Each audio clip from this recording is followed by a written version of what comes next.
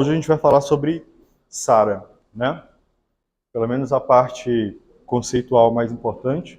Todos vocês vão ter contato eventualmente com pacientes com SARA, seja trabalhando em UPA, seja trabalhando 880, né? Em UPA, trabalhando em eixo vermelho, eixo amarelo, pronto-socorro ou também na UTI. Tem dois conceitos que a gente não vai trabalhar hoje aqui no âmbito da SARA, que são conceitos mais novos, mas que já mandei para o Pedro, esqueci de mandar para você. Que a gente vai discutir ao longo da sua... Hã? Tipo L, tipo H?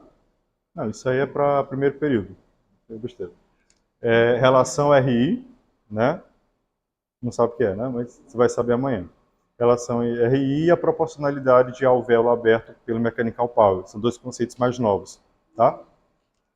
Falando da parte inicial da SARA, pessoal, a ventilação mecânica evoluiu muito. A gente vai ter aula de ventilação mecânica básica ainda, né?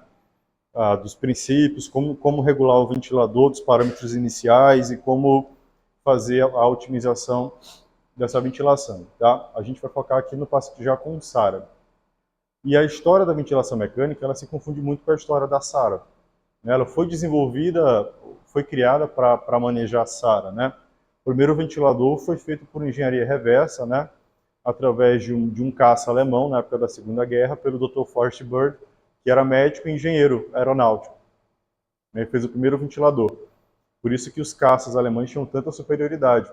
Eles conseguiam atingir grandes altitudes, grandes velocidades, sem que o piloto morresse por conta da despressurização. Né? Caiu um caça, acharam o cockpit diferente do caça alemão, fizeram engenharia reversa e descobriram que a pressão positiva poderia manter o pulmão aberto. E aí foi caminhando até hoje, né?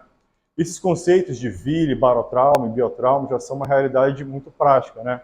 E esses parâmetros convencionais protetores, que a gente chama, já não são mais suficientes para lidar. Isso aqui é crucial para a prova de título. Tá, Bonifácio? O Álvaro não veio?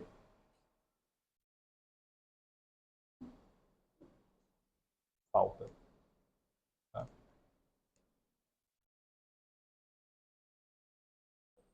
Isso aqui é crucial. A gente precisa entender do ponto de vista de ventilação mecânica. Botar no grupo do Bonifácio, por favor. Tomou falta, viu? R1 é obrigatório ver. Obrigatório. Oxigenação e ventilação são dois processos completamente diferentes. Vocês podem ventilar bem e oxigenar mal, e podem fazer também o inverso, tá? Quem já viu o protocolo de MS sendo feito lá no socorrão em algum lugar? A gente deixa o paciente só com catetezinho de O2 ou com O2 ligado, desliga o ventilador, ele não ventila, mas ele oxigena bem, satura 100% às vezes, né? Então são processos independentes. Para que você tenha oxigenação, oxigênio dentro da circulação, pessoal, a gente precisa ter muito pouco, muito pouco. A gente precisa ter concentração de oxigênio em quantidade adequada, tá? E precisa ter o alvéolo aberto, só isso. Se eu tiver alvéolo aberto e o oxigênio passando por ali, o oxigênio ele vai se difundir, vai penetrar e vai conseguir oxigenar, tá? Se eu perguntar para você na prova de título, Bonifácio, quais são os determinantes da PaO2 arterial, ou seja, o que determina os meus níveis de oxigenação no sangue, tu vai responder FO2 e pressão média de via aérea, tá? Pressão média de via aérea. O que é a pressão? Alguém tem pincel aí, gente? Essa era a aula para ele não perder, cara. De Sara. Alguém tem pincel? Podia me prestar um pincel? Valeu. O que é a pressão média de via aérea, pessoal? Quando a gente vê lá na curva de pressão, a gente vai ver isso daqui, ó. Tem uma linha de base, inspira, pico, platô, expira, tá? Essa linha de base que a gente tem aqui é a PIP, correto? É a pressão positiva contínua no final da expiração. Isso aqui é a PIP. Isso aqui é a pressão de pico. Isso aqui é a pressão de platô. E isso aqui é o tempo inspiratório. Ou seja, o que é a pressão média de via aérea? É a área sobre a curva, entre PIP, tempo e a pressão de platô. Ou seja, traduzindo fisiologicamente, é o tempo que decorre com o alvéolo aberto recebendo oxigênio. Ok? Então, se eu perguntar para vocês o que determina a oxigenação, vocês vão responder FO2 e pressão média de via aérea. Por óbvio, quanto maior a FO2, maior tende a ser a oxigenação. Quanto maior a pressão média de via aérea, ou seja, normalmente, quanto maior a pressão de platô, maior a PIP, maior o tempo inspiratório, maior vai ser a oxigenação. Salvo determinadas proporções que a gente vai ver daqui a pouco. Todo mundo entendeu aqui? E para isso existe o que eu chamo de constante de tempo inspiratória. O que é constante de tempo inspiratória? É o tempo necessário para esvaziar proporcionalmente ou inflar, no caso da inspiração aqui, as unidades alveolares. E isso varia muito de pessoa para pessoa, de doença para doença e ao longo do plantão também. Para eu conseguir inflar 95 a 99% do pulmão, eu preciso ter 3 a 5 constantes de tempo inspiratórios. Tá? Como é que eu calculo o constante de tempo inspiratório?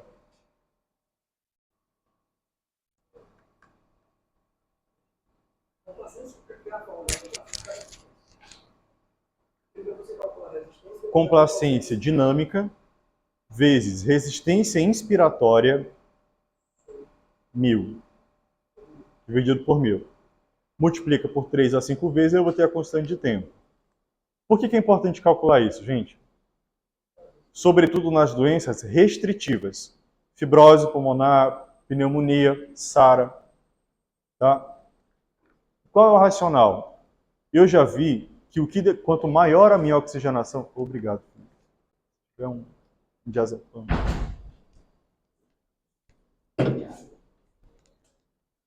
Pensando em SARA. Quais são os determinantes da PO2 arterial?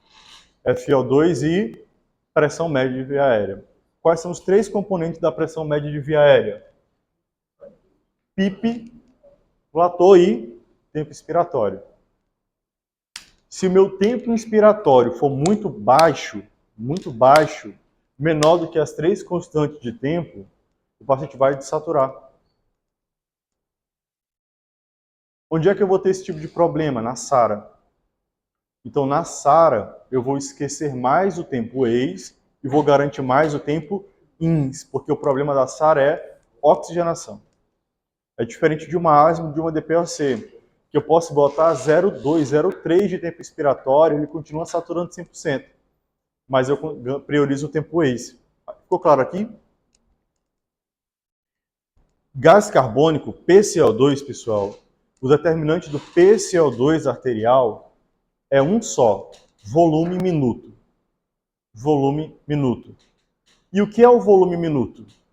É a quantidade de ar ventilado por minuto, ou seja, volume corrente, que é quanto eu faço em cada ventilação, vezes a minha frequência respiratória por minuto. É como se fosse o débito cardíaco do pulmão, tá? E entram várias coisas aqui, mas se perguntar para você na prova, qual é o determinante ou os determinantes da PCO2 arterial? Volume minuto. Que é o volume minuto, frequências vezes volume corrente, tá? E diretamente ligado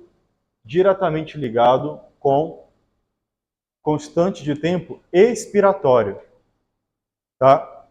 Pessoal, em resumo, oxigênio, ele entra no organismo no tempo inspiratório. Quanto maior o meu tempo inspiratório, mais oxigênio entra. Gás carbônico é tempo expiratório. Quanto mais tempo eu expiro, mais gás carbônico sai. Ok? Por isso que na asma e no DPLC, tá, eu perco o paciente com muita facilidade. Vocês que vão dar plantão em UPA. Morre rápido. e morre por besteira. Às vezes, o que o pessoal costuma... Qual é o erro mais absurdo bandejando uma asma? O paciente vem com PCO2 muito alto, acidose respiratória, e aí o colega faz o quê? Aumenta a frequência. Tem que lavar mais. Só que ele não entende que a constante de tempo daquele paciente é diferente. Aí ele piora e morre. Então, na asma e no DPLC exacerbado, vocês precisam calcular a constante de tempo expiratória. Como é que eu calculo? Resistência expiratória de via aérea vezes complacência estática dividido por 1000. 3 a 5 constantes de tempo expiratória. Se você não fizer isso, o paciente vai morrer. Então, normalmente, o tempo inspiratório que você coloca no paciente assim que você entuba é entre 0,8 a 1,2. 1,0 tá bom, né, quando você entuba. E às vezes o pessoal que não conhece tão profundamente, você bota assim 0,7, 0,6, vai morrer? Não, não vai salvar ele.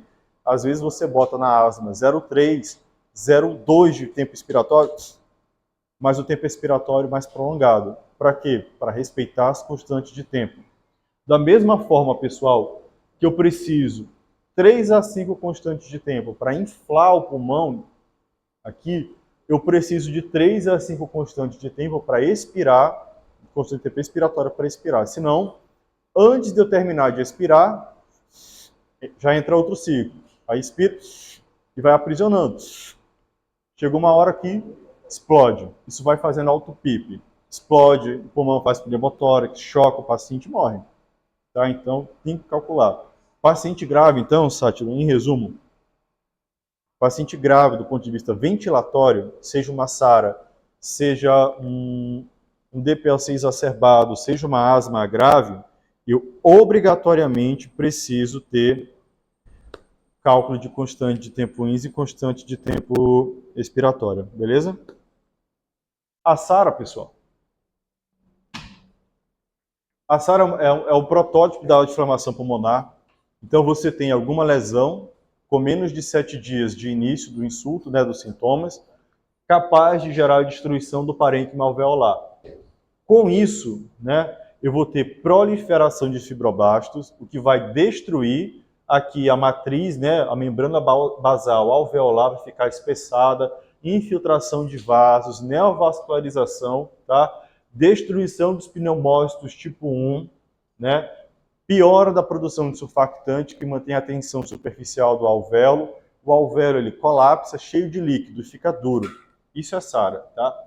Então, quais são os critérios novos de SARA? Né, a gente mudou a definição dos critérios de Berlim, tá? A gente mudou em 2022, tá? E após o Covid, é isso aqui. Quando perguntarem na prova o que é SARA para vocês, inclusive de residência médica, vocês vão responder desse jeito aí, tá? SARA é uma lesão pulmonar aguda com menos de 7 dias do insulto, de etiologia pulmonar ou extrapulmonar, tá? Qual a principal causa de SARA pulmonar? Pneumonia.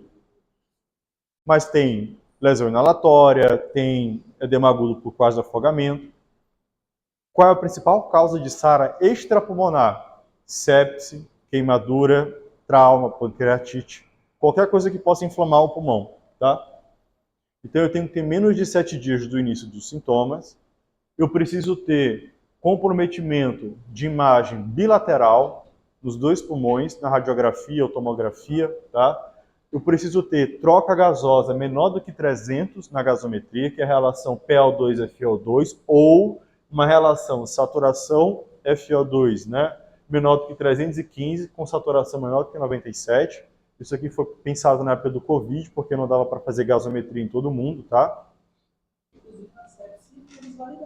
Não, tá. Esse gado direto tá uma aposta, tá certo? Mas validaram isso aqui. Tá? E tirou-se a obrigação do paciente estar entubado, também após a pandemia do Covid. Hoje, a gente entende que o paciente ele tem SARA se ele estiver usando tubo ou máscara de VNI, com CPAP pelo menos de 5 ou PIP de 5, né? Ou alto fluxo nasal com fluxo de 30. Então, o que é SARA? lesão pulmonar aguda, de etiologia pulmonar ou extrapulmonar, com evolução em menos de 7 dias do início dos sintomas, capaz de levar a lesão pulmonar bilateral, troca gasosa menor do que 300 ou relação de saturação FiO2, né? Menor do que 315, saturando menos do que 97, tá? Que mais? Intubado, ventilação mecânica, né? Com CPAP ou PIP maior do que 5 ou alto fluxo maior do que 30. Ok? Maravilha. E o que a gente fala de baby lung, né? O baby lung, pessoal, ele é tamanho literalmente do pulmão de bebê, né? Do pulmão de bebê. Então você tem o paciente normalmente com SARA, está grávido, está deitado, por gravidade desce o líquido para a base do pulmão, né? E fica essa área pequenininha aqui que chamaram de baby lung. Então você tem que ventilar um adulto com um pulmãozinho de bebê. Isso aqui é água, pus, material inflamatório, tá? Então vocês imaginem a dificuldade para ventilar esse paciente, né? Fisiologicamente falando e fenotipicamente falando, nós temos dois tipos principais de expressão de SARA, o tipo L e o tipo H, que depende de pessoa para pessoa, mas depende também, né, da genética e do tipo de agente patológico. A lesão pulmonar do tipo L é Low Elastance High Compliance. A complacência é a propriedade física inversa da elastância, que é a distensibilidade, né? Então, o pulmão L é um pulmão leve, que a gente chama, né? O pulmão molinho, um pulmão que você não vai ter dificuldade de ventilar. A gente viu muito isso no Covid. É um pulmão com muita doença microvascular, mais microvascular do que alveolar por si só. Então você vê que é um pulmão que não assusta muito na tomografia, mas um paciente com troca gasosa muito ruim, desaturando. O protótipo de SARA mesmo é esse daqui, que é padrão H, alta elastância, ou seja, baixa complacência, pulmão duro, difícil de ventilar, o pulmão empedrado, né? Que a gente costuma ver qual que é o baby lung, né? Só um pedacinho de pulmão pretinho aqui. Como eu falei para vocês, são várias as causas de SARA, né? Então, você vê aqui, ó, sepse, pneumonia, né? Tanto viral quanto bacteriana, choque, pancreatite, queimadura, trauma, afogamento, vasculite, são várias as causas possíveis de SARA, tá? E são vários os tipos de expressão fenotípica também. Hoje a gente entende isso com mais clareza, né? Não é a mesma SARA para todo mundo, né? Essa diferenciação subfenotípica, né? Ela difere muito do ponto de vista de expressão de macrófago alveolar, de monócito. Isso acaba dando uma resposta diferente. Então, se a gente for pensar, né, nos fatores de risco, nos fatores protetores, é muito variável. Já se pensou em tudo ao longo desses quase aí 100 anos, né, de tratamento da SARA.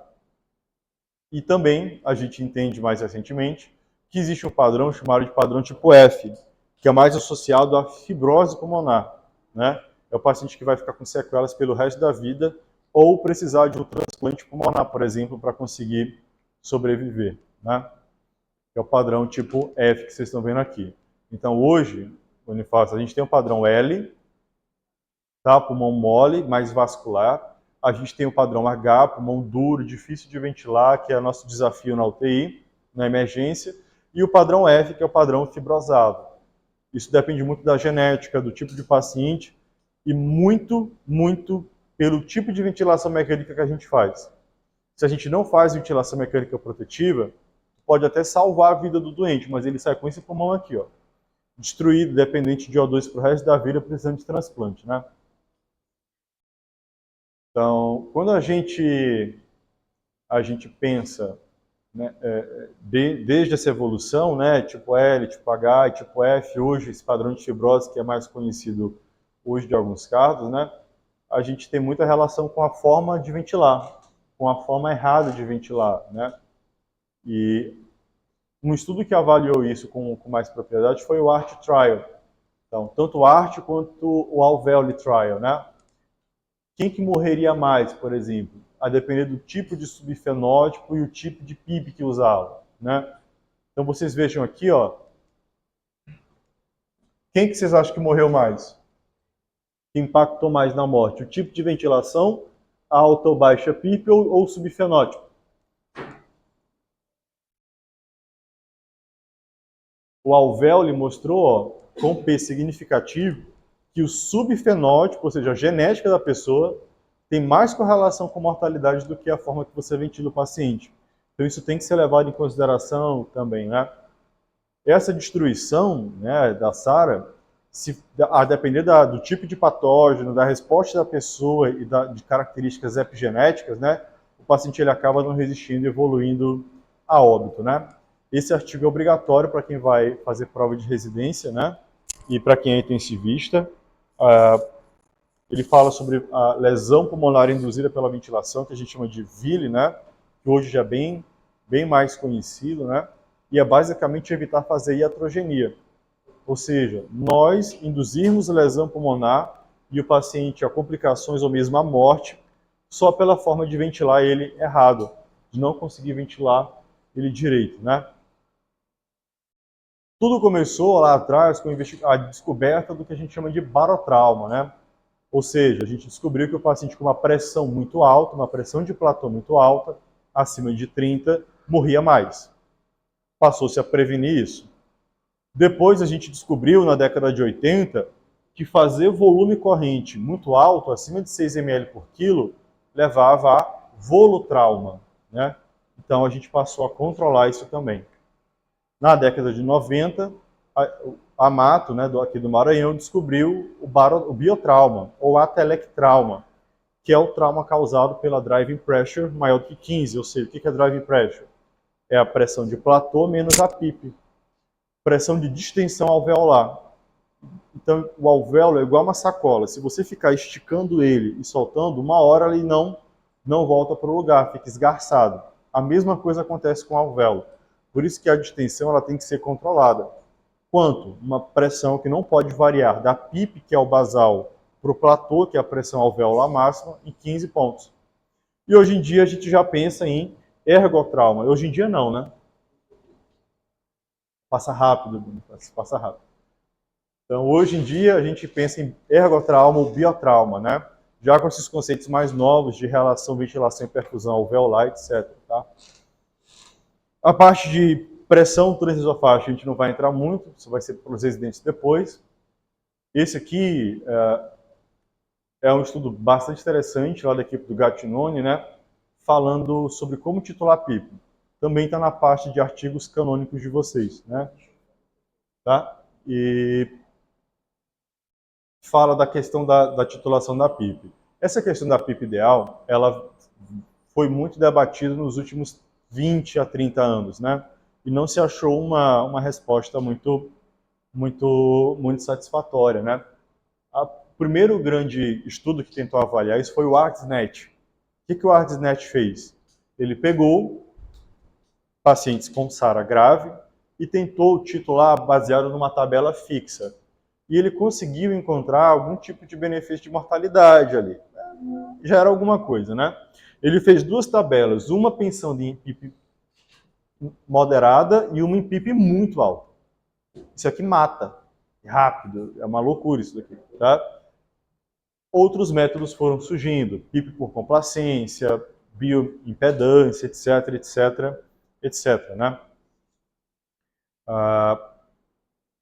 Esse artigo do Gattinone, ele saiu pouco ali depois do início da pandemia, que ele conseguiu mostrar, olha, não existe nenhum método superior a outro. Isso tem que ficar muito claro, tá? Então não existe nenhum método que ache a PIP ideal. Qual é a função da PIP, pessoal? Manter o pulmão aberto. Quanto mais duro o meu pulmão, mais pressão eu preciso para manter ele aberto, senão ele colapsa. Alguém aqui já tentou encher um balão molhado? Com água dentro, meio molhado? É mais fácil ou mais difícil? Bem mais difícil. Então, abrir um alvéolo que está cheio de secreção, de água, de pus, é muito difícil. E quando ele abre, ele rasga, machuca. Então, a PIP ela serve para manter aquele alvéolo aberto. Quanto mais duro, mais PIP eu preciso para manter o alvéolo aberto. E lembra do que a gente precisa para oxigenar bem? oxigênio e alvéolo aberto. Se os meus alvéolos estão fechados, colapsados, aquele efeito de Baby Lang, o paciente desatura, estabiliza e morre. Tá? O Gattinone analisou várias modalidades de titulação, de encontrar a PIP ideal, ele descobriu que nenhuma é melhor do que a outra. Então, se você pegar uma PIP de 10 para uma SARA leve, 12 para moderada, que é a troca abaixo de 200, ou 14 para grave, que é abaixo de 100 de troca gasosa, costuma ser suficiente na imensa maioria dos casos. Dificilmente você vai precisar de mais do que isso. Tá? E qual o maior problema da PIP? Por que eu não posso só subindo a PIP, subindo?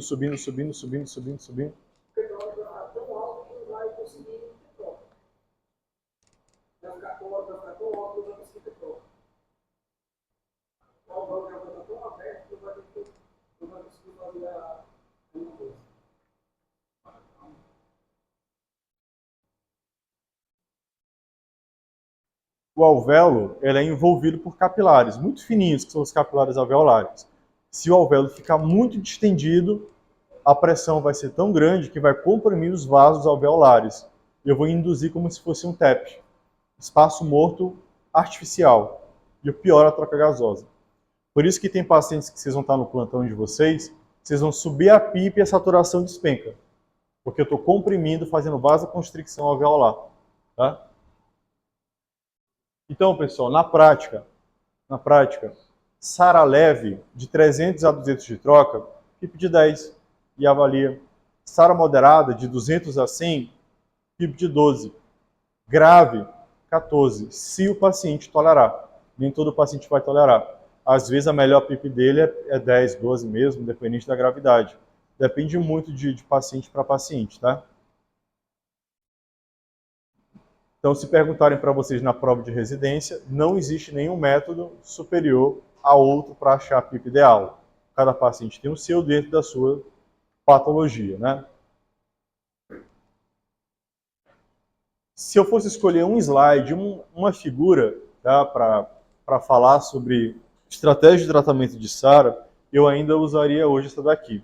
Tá? Esse estudo ele é antigo, né, de 2009, saiu na época da pandemia, tá, o manejo inicial da SARA, mas ele ainda é bastante atual.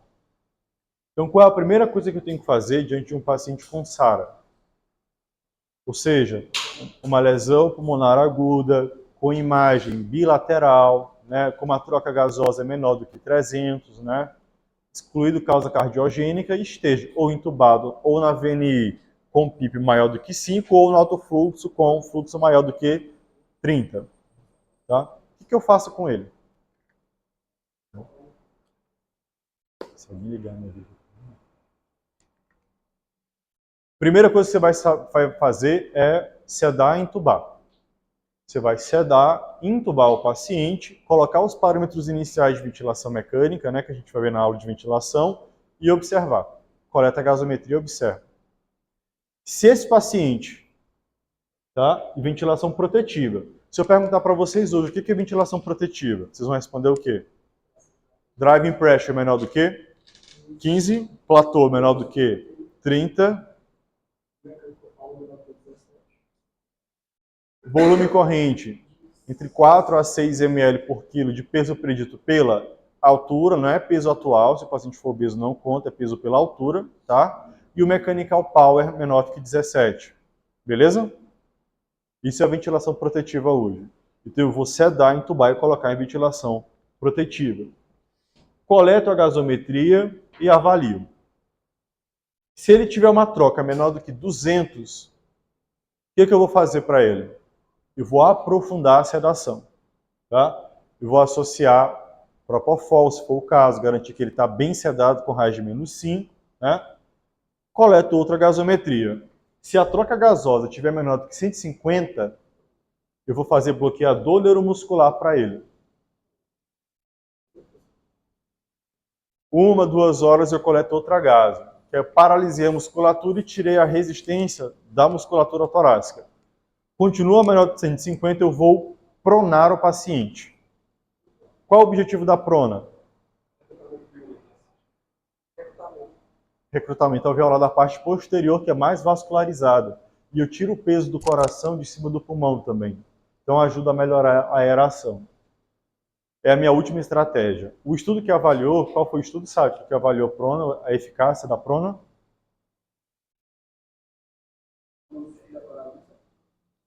Isso é Lamurge. Prozeva, né? Pacientes com SARA moderada, né, a grave, nas primeiras 48 horas de evolução dos sintomas e prona por pelo menos 18 horas, idealmente. 16 a 18 horas, no mínimo, tá?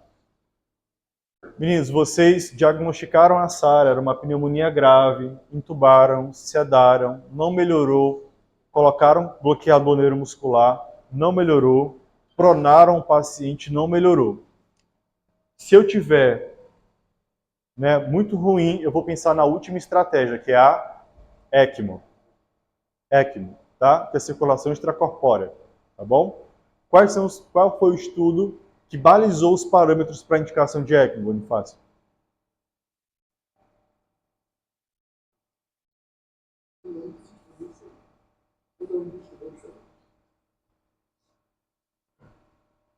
Eólia, tá? CISA Trial avaliou a sobrevida, ou seja, não mata todo mundo, e o Eólia definiu os critérios mais objetivos, né? E quais são os critérios assim mais objetivos para indicar ECMO? Quem que me ajuda?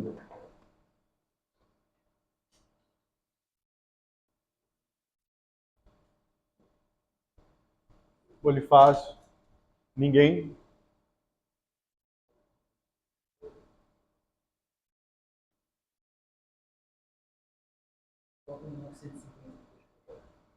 Troca menor do que 80, né?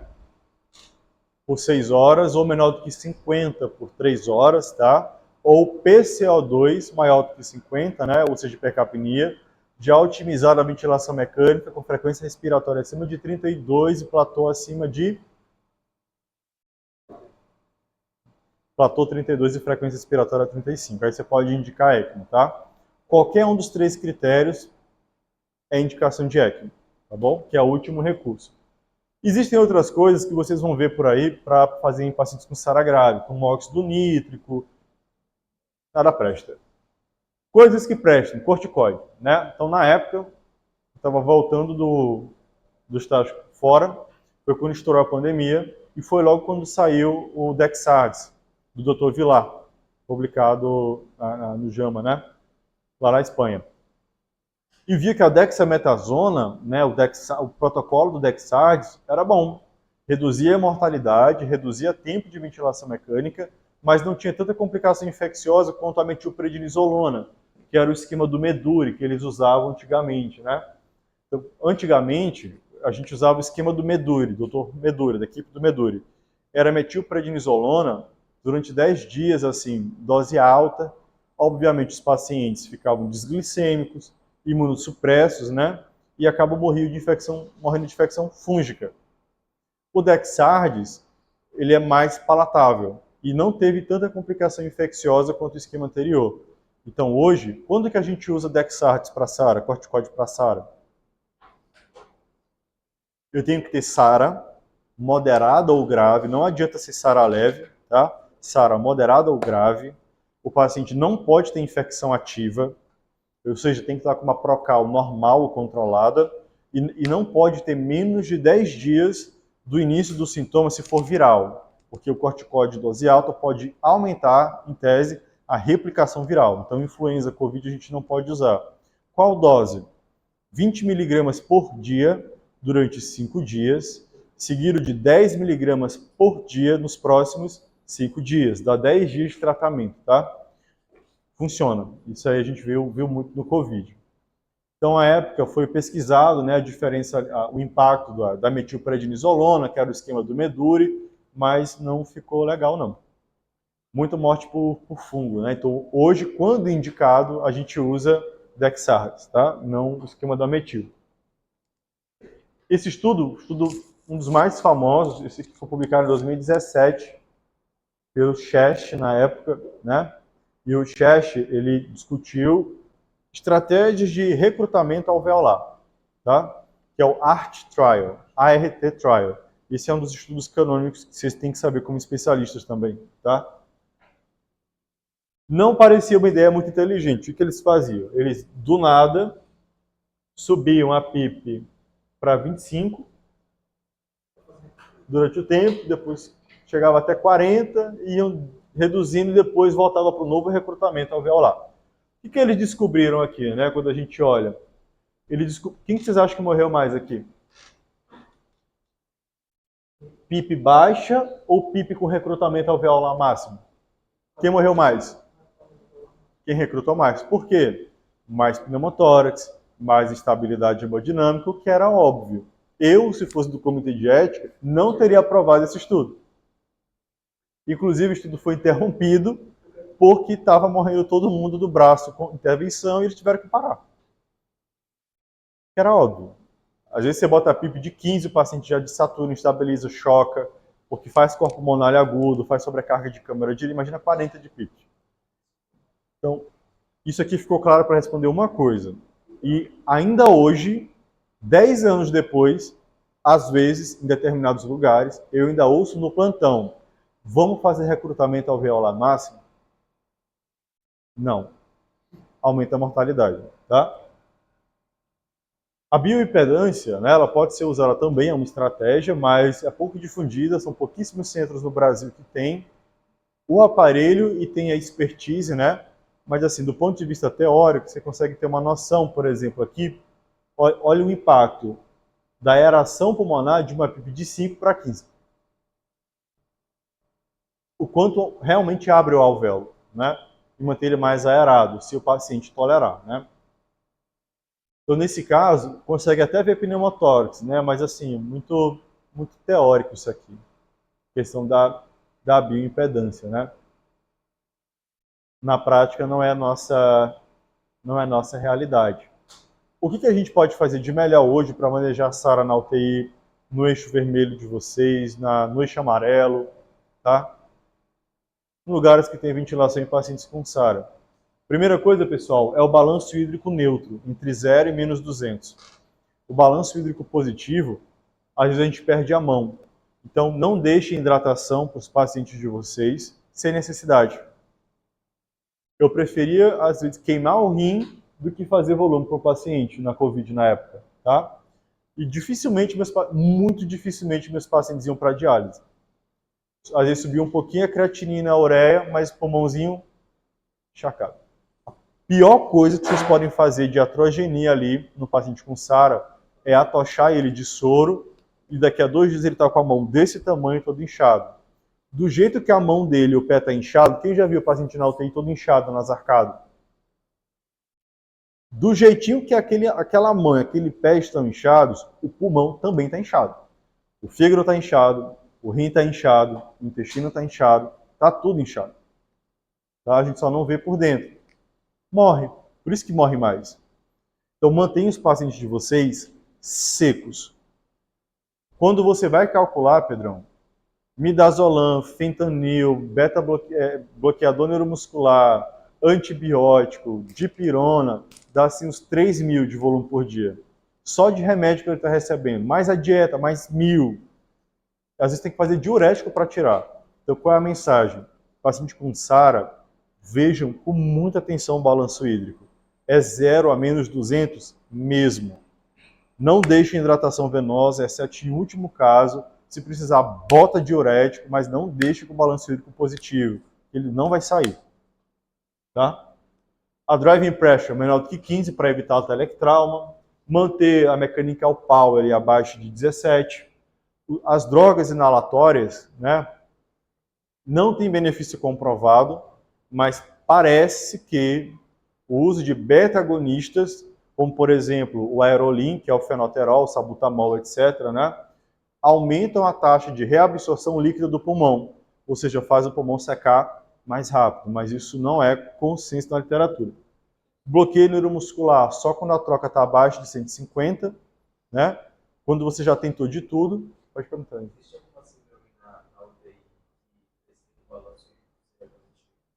Positivo?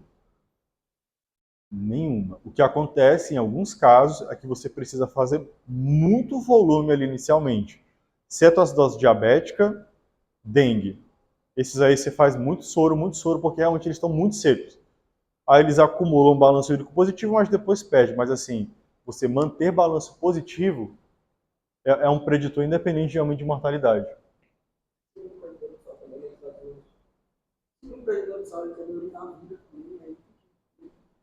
Mas aí ele está com balanço hídrico negativo. Você está tentando deixar menos negativo, mas assim, você manter intencionalmente positivo, não existe.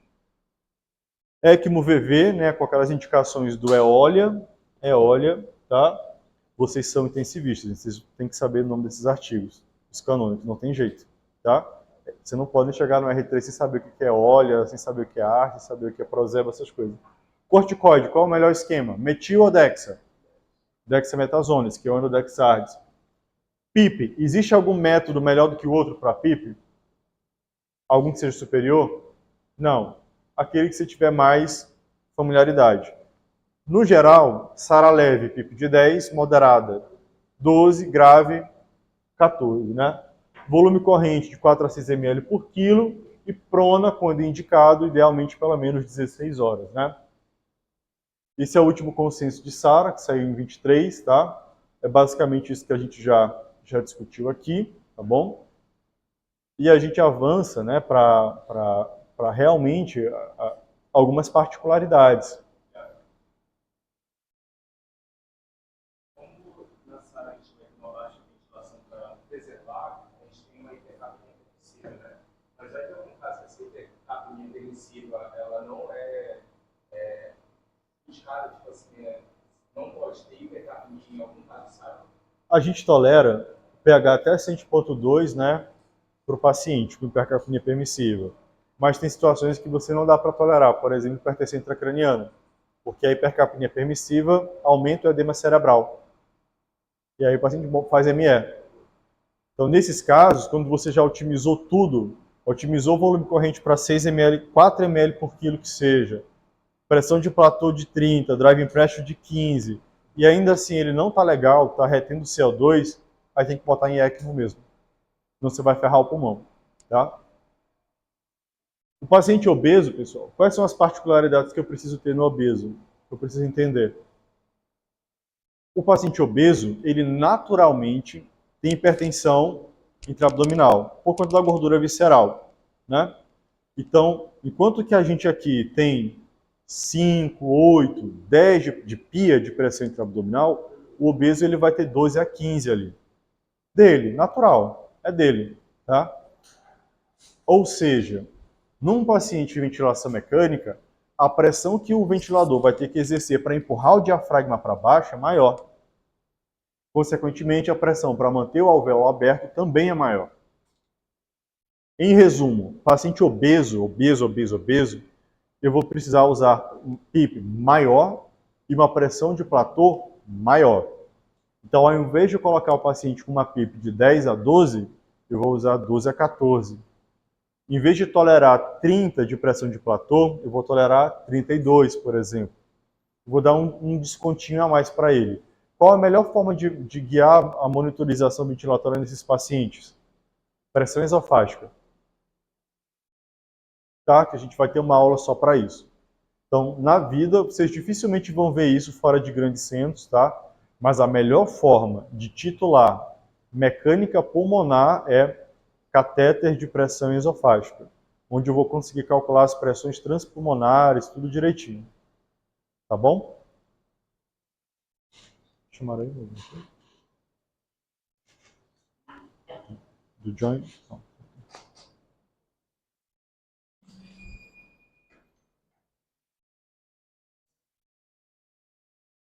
Outra particularidade, né, é o paciente com asma e DPLC, né? Então, como falei para vocês, no obeso a gente vai ter uma pressão maior, né? Uma pressão transpulmonar maior por conta do aumento da pressão intraabdominal, tá? Que a gente recupera aumentando um pouquinho a PIP e aumentando um pouquinho a pressão de platô, tá?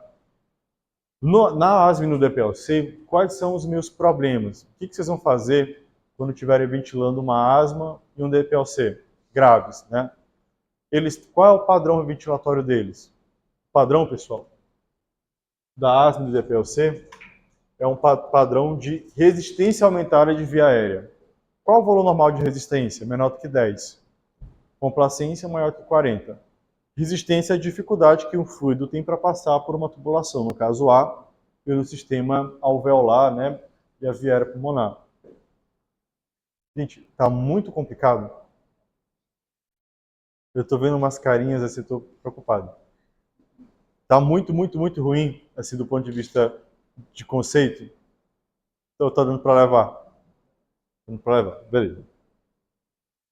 Eu vi umas carinhas assim meio depressivas. Vocês vão chegar lá, tá? Então, qual é o cuidado que eu tenho que ter, pessoal? Todo paciente com SARA e com DPLC, e eu acho inadmissível hoje a gente perder paciente jovem. A gente teve um caso, quem aqui falando do Mauro? Mauro Balata, nosso professor.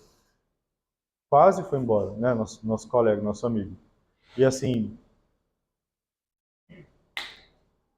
um susto de começar a ter broncoespasmo, chiado e rapidinho, máscara, tubo, SARA, prona e Verona ECMO.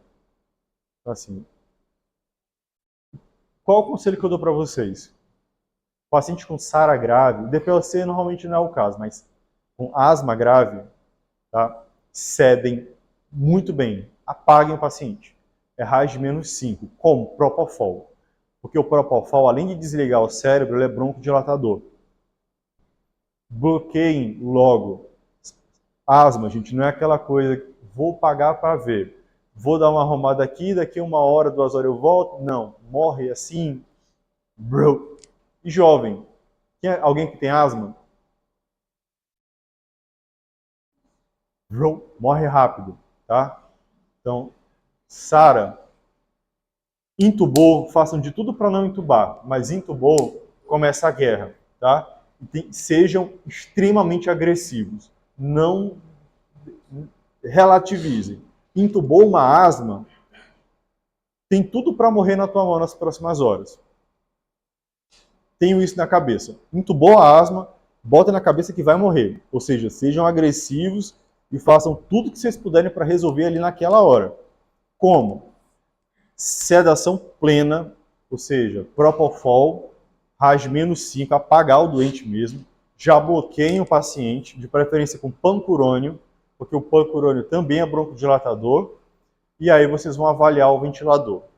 De estratégia de ventilação, não usem PIP alta, PIP baixa. PIP, pessoal, é de 3 a 5, tá? Idealmente. A saturação ficando boa, saturando acima de 94, 3 a 5 de PIP. Tem serviço que faz ZIP, zero PIP, até. Porque ele já tem uma auto-PIP própria do aprisionamento aéreo natural dele.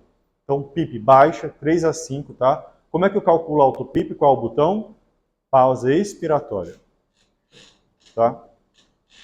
E o mais importante da ventilação, calculem a resistência e as constantes de tempo expiratório. Se a resistência tiver maior do que 10, já sabe, corticoide, metilprednisolona de 125, um frasco de 8 em 8, beta-agonista inalatório, 8 puffs de aerolim, de atrovente, tá? De 4 em 4 horas ali, mais o resgate que você precisar, tá bom? E monitora. Não melhorou, aí vocês vão partir para quê? Carrinho de anestesia, ou LOX, que é uma estratégia, que é a densidade menor, e por último, ECMO. Mas normalmente, você sedando bem, bloqueando bem, fazendo corticóide, o beta-agonista nele de ataque, né, em dose boa de ataque, e deixando a ventilação com 3 a 5 constantes de tempo expiratório, o que vai dar uma relação em Zs ali de 1:3 a 1:6, o paciente consegue sair, tá? Consegue sair. Essa é a maior dificuldade. Acho que o doutor Mauro vai passar, né? Acho que ele chegou a passar. Ele preencheu o critério para ECMO, pelo EOLIA. Ele não foi porque entrou adrenalina. A gente botou adrenalina para ele venosa. Tá? Então, nesses casos de broncoespasmo severo, eu também não conto conversa. Terbutalina para adulto não presta, é adrenalina na veia. E eu ainda faço no tubo. Tá? Eu pego 1 ml de adrena, diluo para 4 de soro e boto no tubo do paciente e boto adrenalina venosa. Mas essa adrenalina no tubo não tem efeito, né? Da minha cabeça.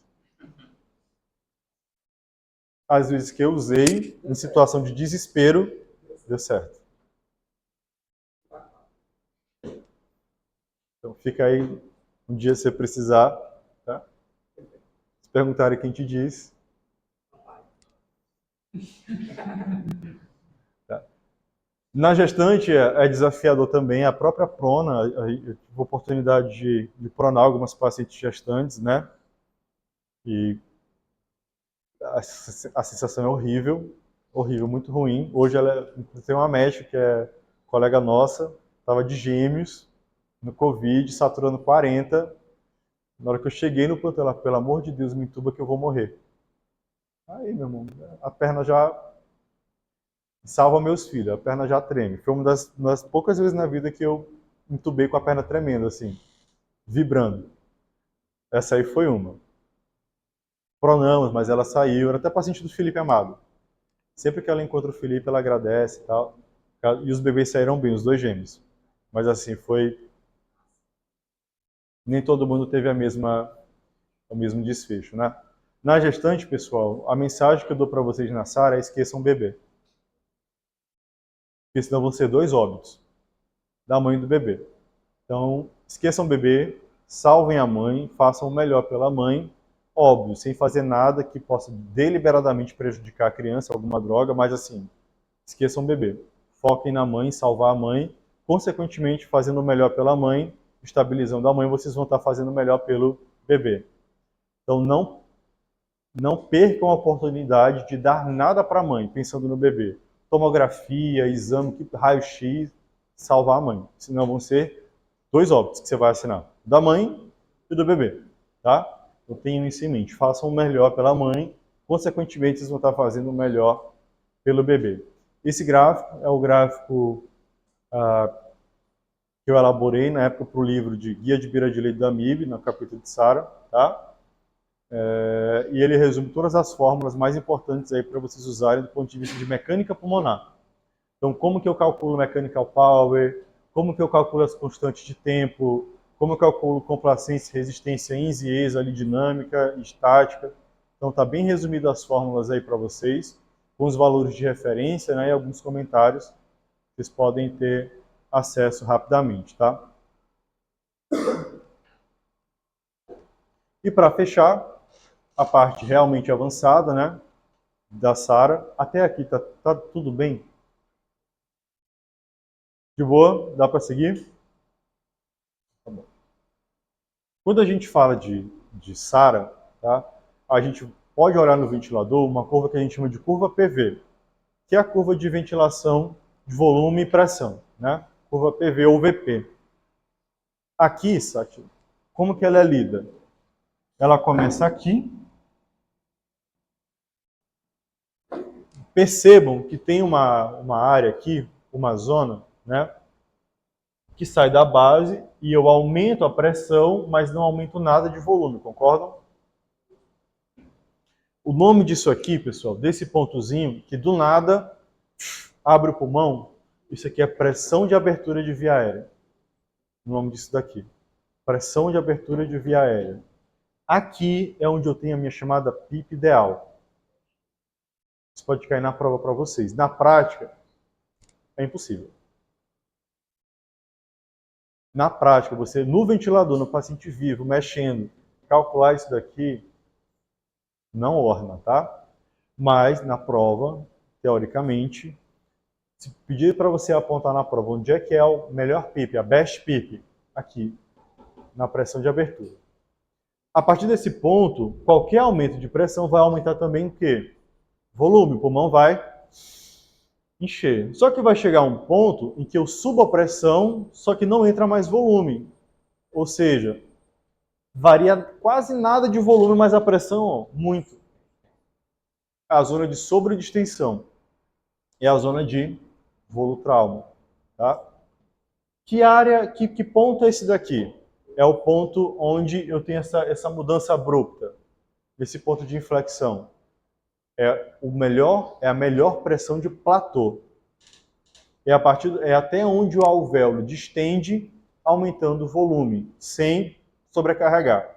Então, melhor PIP, melhor platô. E aí você consegue trabalhar no que a gente chama de zona de segurança, tá? Que seria a zona ideal para ventilar, isso cai em prova.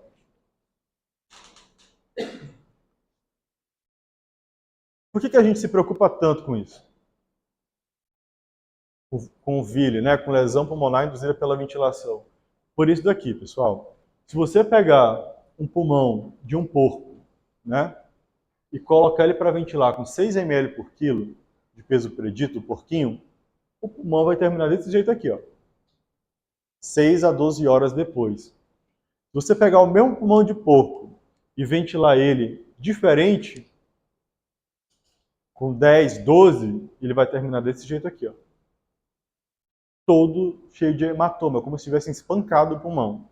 Aí vocês imaginam como é que fica a troca gasosa desse paciente. Isso aqui, pessoal, não é doença, não. Foi a gente que induziu nele. Então, isso aqui a gente não pode fazer no paciente nosso. O paciente que entrou assim, e a gente fazer isso aqui com ele. Tá?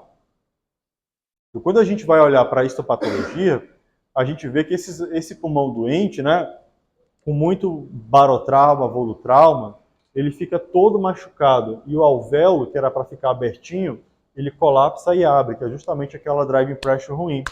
O pulmão, ao invés de ficar desse jeito aqui para uma troca gasosa, ele fica todo fibrosado, espesso, não troca direito, né? Morre. Para que a gente possa evitar isso, né, a gente fala de um evento chamado de Pendeluft. O que é o evento Pendeluft? Alguém sabe dizer? Pendeluft, pessoal, é o desvio do ar das áreas que eram para estar abertas, mas estão fechadas, para as áreas sadias. Então imagine, eu tenho 500 ml para colocar nesse pulmão, mas eu só tenho um pedacinho aberto aqui, o resto está tudo duro. O ar vai bater nos 400 e voltar os 500 todo para onde? Para a areazinha de 100. Esse desvio, que era de Pendeluft, de abre e fecha, isso piora a lesão pulmonar. Como é que eu posso avaliar isso no paciente em PSV? Esforço, P01. Por isso que uma P01, tá, menor do que menos 5, com muito esforço, em PSV, vai fazer VILI. Então, todo paciente em suporte, quando vocês forem colocar para estubar o paciente, colocar ele em PSV e paciente de suporte, avalie em esforço. Se o paciente tiver em PSV, muito esforço, você mede a P01 e está menor que menos 5, menos 6, menos 10, menos 20, ele vai estar machucando o pulmão. No outro dia vai estar tudo branquinho. Você vai ter induzido nele uma SARA. Tá?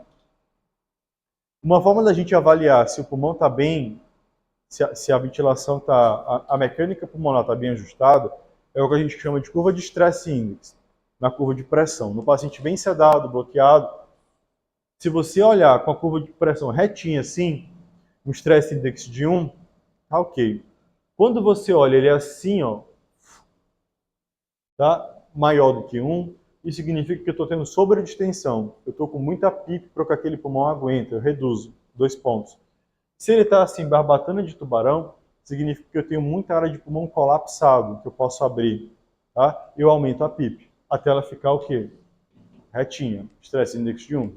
Então isso é uma das formas de eu, sem monitorização muito avançada, olhar para a curva do ventilador e saber se posso aumentar ou baixar a PIP ou manter. Então, no paciente sem pressão esofágica. Curva de stress index, né?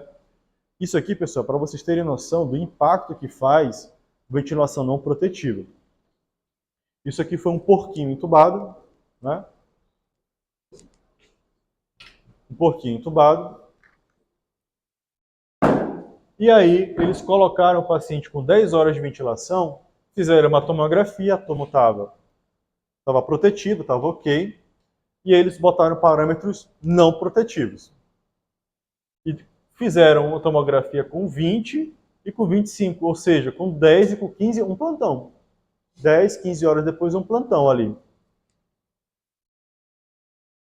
E aí? Mata ou não mata a ventilação não protetiva? Mata. Tá? Só para vocês, como médicos, tem que saber disso aqui? Quem vai trabalhar em emergência? Tem. O anestesista tem que saber disso? Muito. Porque todo mundo é entubado.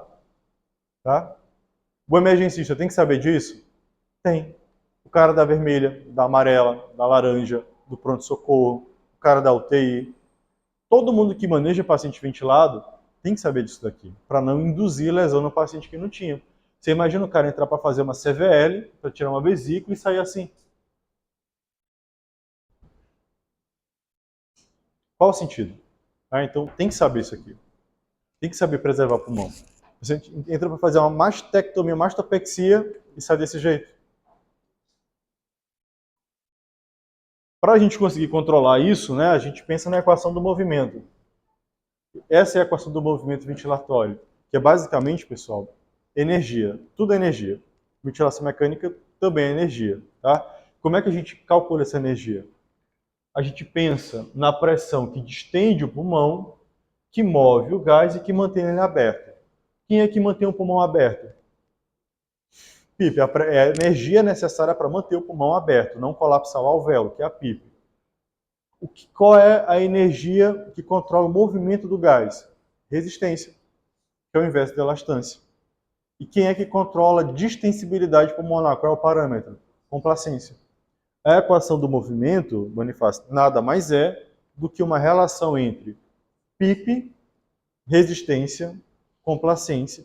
Isso tudo multiplicado pela frequência respiratória, porque cada respiração, essas forças se somam, né? Elas acontecem no pulmão entregando energia.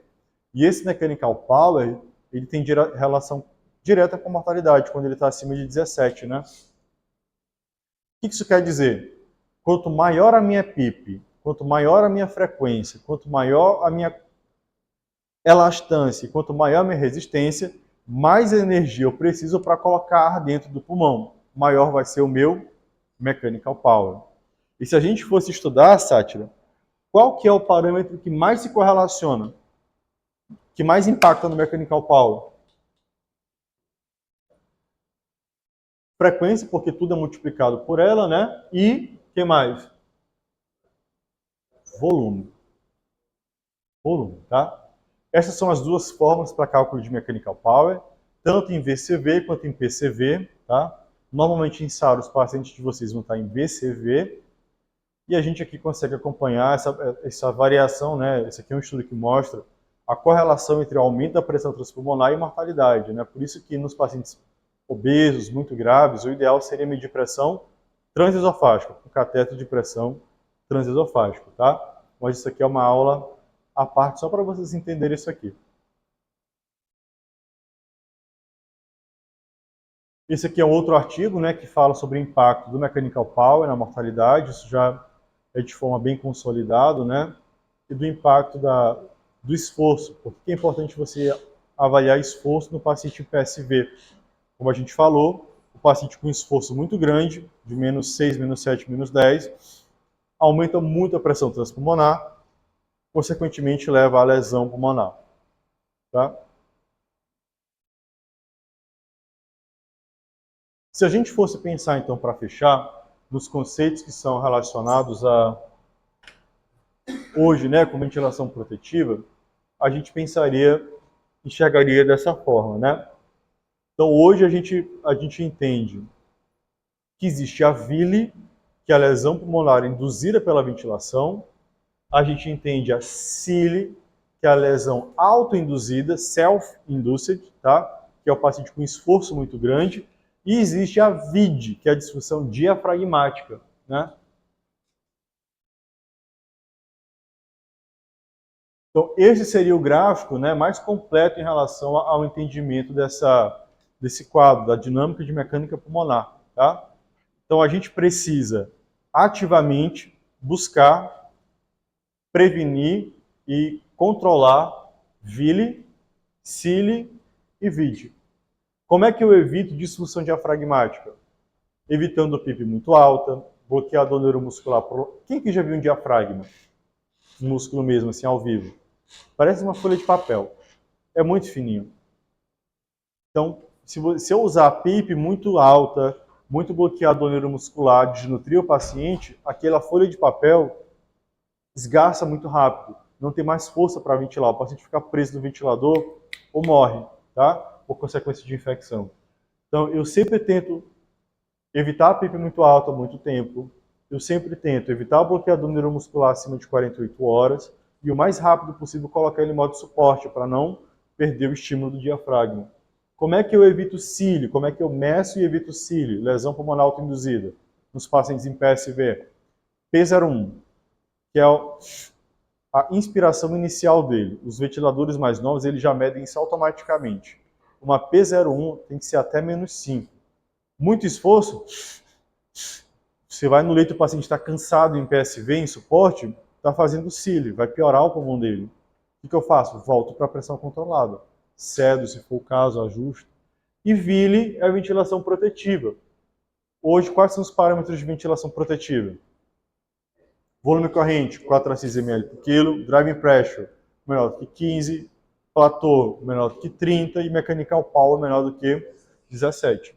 É isso, né? Quando a gente fala de closed loop ventilation, né, que é a ventilação guiada por inteligência artificial, é algo que está começando. A gente ainda não tem evidência científica de aumento de sobrevida. A gente só tem que não morre mais com ela.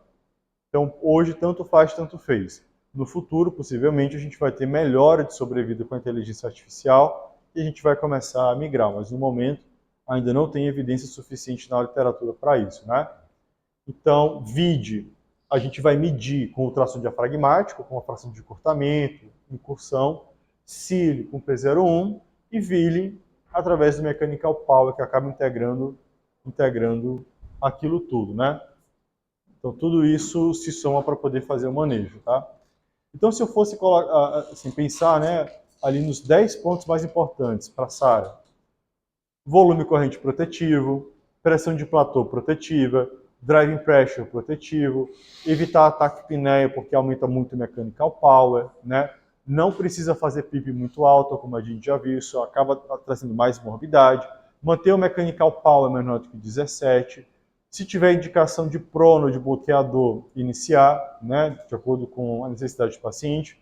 Quando é que eu inicio o bloqueador? Paciente com SARA, sedado, né, bem adaptado, ventilação protetiva e continua com troca menor de 150. Aí eu curarizo ele. Se ele continuar com troca menor de 150, eu prono ele por pelo menos 16 horas, tá? Se ele tiver aquela troca menor do que 80 por 6 horas, pensar em ECMO, tá bom? E ECMO de resgate apenas nos casos realmente necessários, né? O desmame, a gente tem uma aula à parte para isso, né? Mas aqui ficam para vocês essa aula à disposição, tá? Com alguns parâmetros que a gente precisa avaliar para indicar o desmame de ventilação. E aqui alguns índices que a gente avalia antes de desmamar. Então, toda vez que eu vou pedir uma avaliação de mecânica para estubar alguém, Bonifácio, eu peço esses parâmetros aqui, tá? Esse artigo é fundamental que vocês tenham acesso depois, mas a gente tem uma aula só para desmame de ventilação mecânica, tá bom?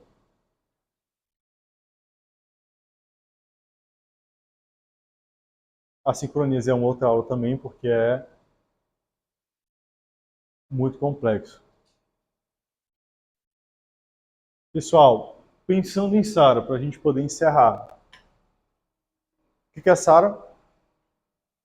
Lesão pulmonar aguda com menos de 7 dias de evolução dos sintomas, de etiologia pulmonar ou extrapulmonar, capaz de gerar infiltrado radiológico bilateral com troca gasosa menor do que 300, né? Em pacientes com ventilação mecânica e PIP acima de 5 ou alto fluxo com fluxo acima de 30, né? Beleza. SARA leve até quanto? 300 a 200 de troca, moderada 200 a 100, tá? E grave menor do que 100. Beleza. Chegou um paciente com SARA para vocês. Vocês vão fazer o que com ele? Estabilizar, sedar, entubar. Não está legal, troca gasosa ruim. Vocês vão aprofundar a sedação com Propofol, deixar em RAS -5. Se a troca em ventilação protetiva, o que é ventilação protetiva? Volume corrente, 4 a 6 ml por quilo de peso predito pela altura, pressão de platô menor do que 30, driving pressure 15, mechanical power menor do que 17. Troca gasosa continua abaixo de 150. Qual é o próximo passo? Bloqueador neuromuscular. Continua abaixo de 150. Pronar o paciente. No mínimo quantas horas? 16 horas. Troca muito ruim abaixo de 80 ou acidose respiratória grave, ECMO. Beleza. Corticoide tem indicação? Tem. SARA moderado ou grave, desde que não tenha infecção grave ativa, né, bacteriana, uma procal boa, ou infecção viral com menos de 10 dias de evolução, correto? Vale a pena fazer máximo recrutamento alveolar? PIP de 20, 30, 40? Não, aumenta a mortalidade. Para uma SARA leve, PIP de quanto? Para começar, 10 moderada, 12 grave, 14, e eu vou titulando de acordo com a resposta do paciente, né? E eu sempre tenho que ter cuidado para avaliar e para evitar o quê? VID, que é disfunção diafragmática, VILI, que é ventilação não protetiva, e CILI, que é a lesão autoinduzida. Qual é o parâmetro que avalia CILI?